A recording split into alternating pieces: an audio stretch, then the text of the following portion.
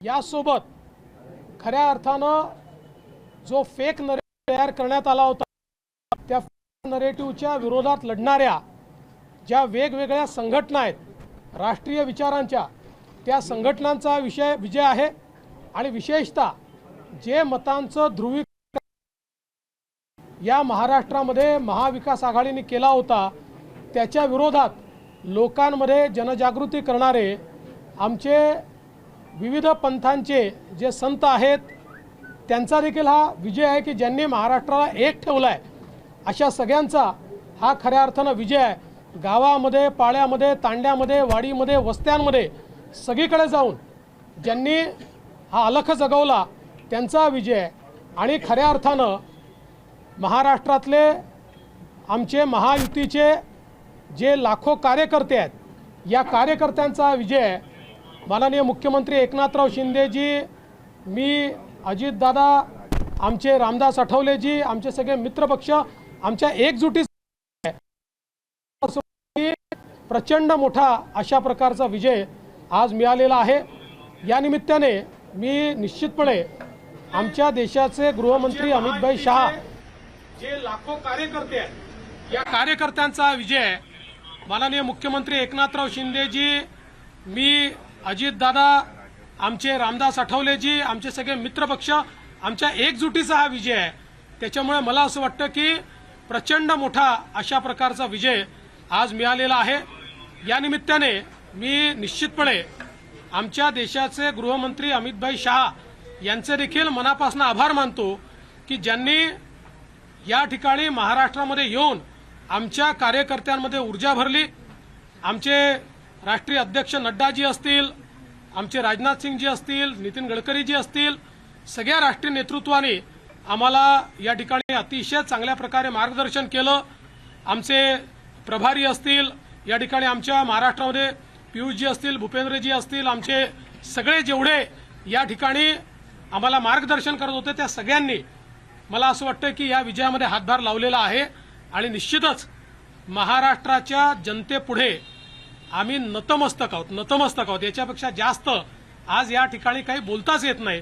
अक्षरशः साष्टांग दंडवत महाराष्ट्राच्या जनतेला, ज्या महाराष्ट्राच्या जनतेने हे प्रेम दिलेलं आहे आणि मला असं वाटतं की जो काही एक विषारी प्रचार सातत्याने झाला त्या प्रचाराला महाराष्ट्राच्या जनतेने आपल्या कृतीतून उत्तर दिलेलं आहे आणि म्हणून अशा जनतेचा मी आभार मानतो ज्यांनी ही एकी दाखवली आहे त्यांचा मी आभार मानतो। आणि मी सांगितलं होतं की आम्ही आधुनिक अभिमन्यू आहोत, आम्ही चक्रव्यूह तोडून दाखवू। तो चक्रव्यूह तुटलेला आहे आणि महाराष्ट्र मोदीजींच्या पाठीशी खंबीरपणे उभा आहे। आज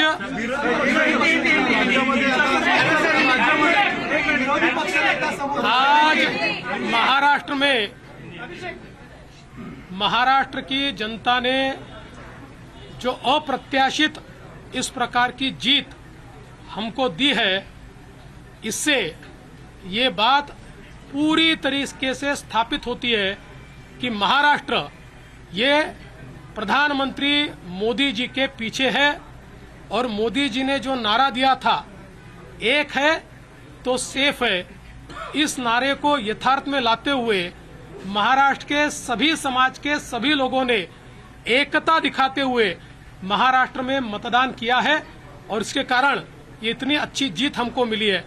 मैं विशेष रूप से हमारी लाडली बहनों का, लाडले भाइयों का, लाडले किसानों का, सभी का बहुत आभार व्यक्त करना चाहता हूं। लाडली बहनों ने तो बहुत आशीर्वाद हमको दिया है जिसके कारण हम लोग निश्चित रूप से एक अच्छा विजय यहां पर संपन्न कर पाए। इसके साथ साथ लोकसभा में जिस फेक नैरेटिव को तैयार किया गया था और यहां पर जिन ताकतों ने अराजकता के माध्यम से फेक नैरेटिव को परकोलेट किया था उनके खिलाफ लड़ने वाली सारी जो राष्ट्रीय ताकतें थी, जो राष्ट्रवादी विचारों की जितनी हमारी ताकतें थी, वो सारी ताकतों ने मैदान में उतरकर उस फेक नैरेटिव को समाप्त कर दिया। इसलिए उन सभी संगठनों का भी मैं आभार व्यक्त करता हूं जिन्होंने ये करके दिखाया। साथ साथ महाराष्ट्र में जो पोलराइजेशन का प्रयास किया गया था और किसी जाति विशेष, धर्म विशेष को, एक धर्म विशेष को पोलराइज करने का जो प्रयास किया गया था, मुझे लगता है वो प्रयास सफल नहीं हुआ, क्योंकि महाराष्ट्र में एक बहुत बड़ी परंपरा है, संतों की परंपरा है।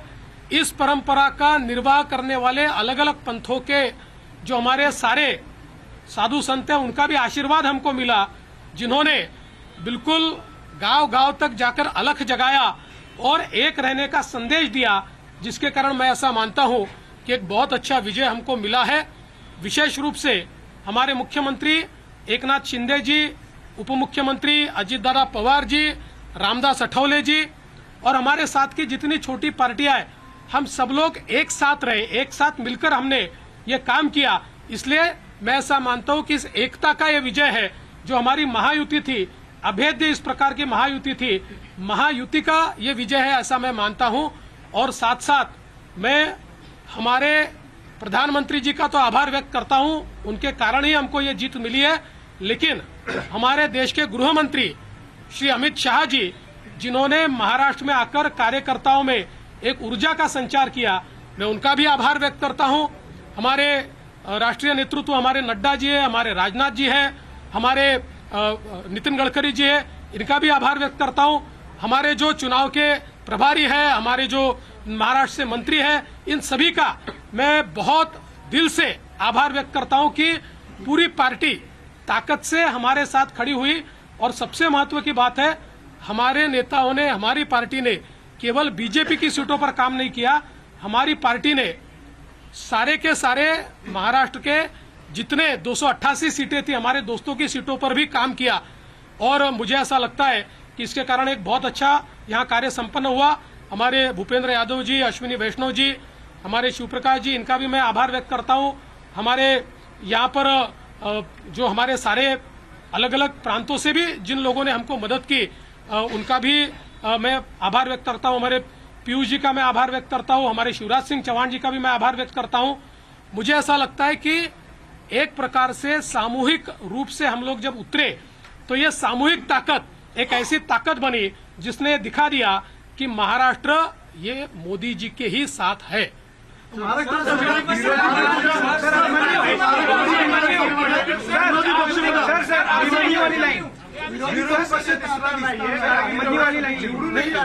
अभिमन्यू वाली लाइन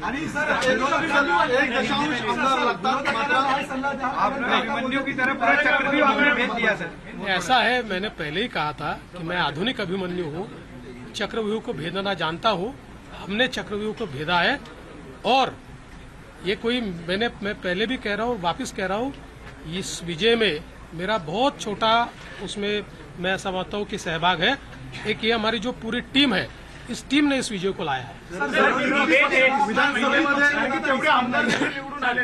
मला असं वाटतं की कुठल्याही लोकशाहीमध्ये एक चांगला विरोधी पक्ष असणं हे गरजेचं आहे।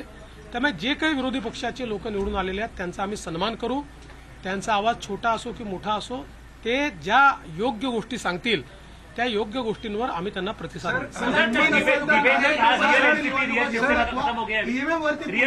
पहले मराठी हो जाना, फिर ईव्हीएम कापर फोडतायत, हिंमत असेल तर बॅलेट पेपरवर निवडणुका घ्या, आता असं विरोधक म्हणतात। काय सांगा? आम्हाला ते माहितीच होतं, जर झारखंडमध्ये झारखंड मुक्ती मोर्चा जिंकला तर तिथलं ईव्हीएम टॅम्पर प्रूफ, परफेक्ट, एकदम जनमताचा कौल, लोकशाहीचा विजय।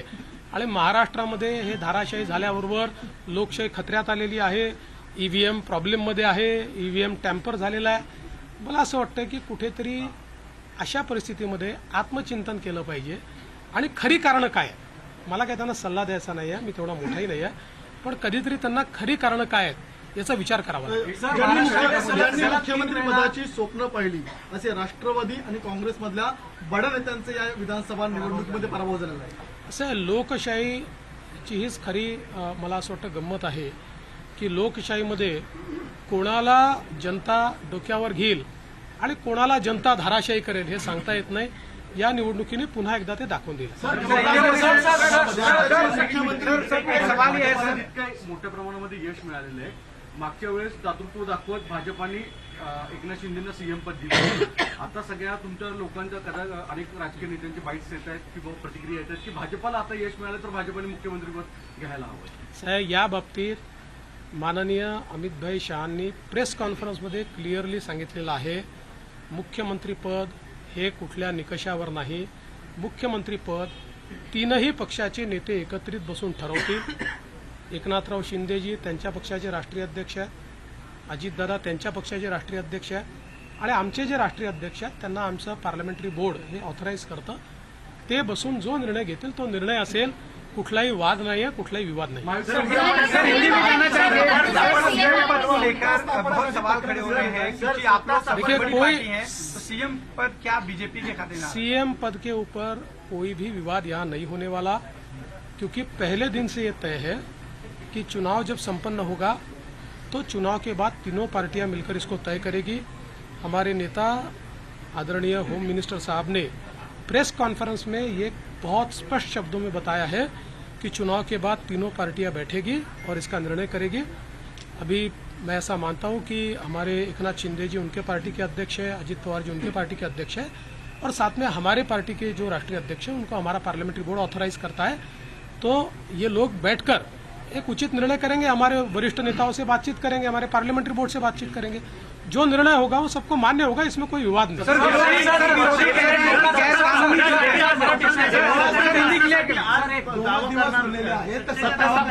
नाही बाबा, आता पूर्ण रिझल्ट संपू द्या. आता मी आणि अजितदादा आता सीएम साहेबांकडे चाललो आहे. आम्ही बसून जरा पुढचा काय कार्यक्रम करायचा तो चॉकआउट करू आणि तुम्हाला नीट सांगू. शिवसेना रियल एनसीपी वो भी एंड हो गया ऐसा आपको लगता है? मुझे ऐसा लगता है कि एक प्रकार से लोगों ने अपना मैंडेट दे दिया.